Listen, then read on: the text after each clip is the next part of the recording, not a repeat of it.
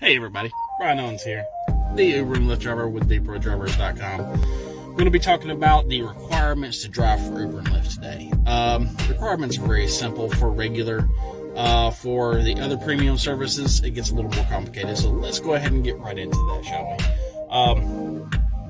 we? Basically, for regular, the biggest thing you got to have is a clean driving record for 3 years back and no violent acts on your record whatsoever.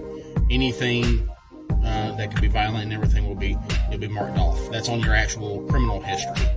And yes, 3 years means you got to be 21 in order to drive for Uber and Lyft. Now you can have any type of car you want as long as it's within 7 years old. Anything older than 7 years, I think you can still drive, but they limit you on where you can drive, and like you can't go to airports and stuff like that. And you might be able to do Uber Eats with it, but you want to make sure it's within 7 years old. My rule of thumb is I try to get my vehicle, if I'm going to get one, I try to get it with at least 2 or 3 years old at most. That way I have some years to drive on that vehicle.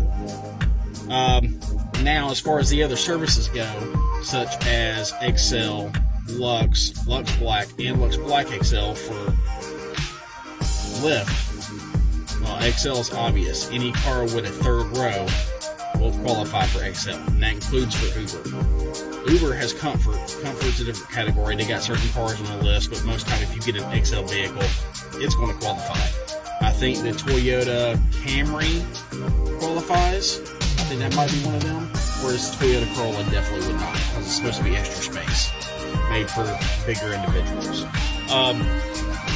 Now the actual other services, the Lux Black and Lux Black XL and Lux, they have car list.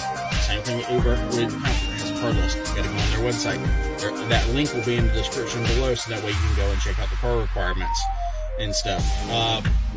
But yeah, you just find out what car is on there. You want to get it at a decent year, so that way you got some longevity, because those cars cost more.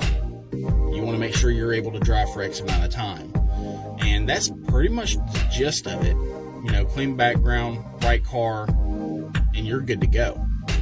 Now, mind you, if you're getting one of the black cars, you want to check into that and make sure you're available to drive for everything on both platforms. I definitely recommend doubling up to make more income, so that way you stay ahead, because black car is few and far in between.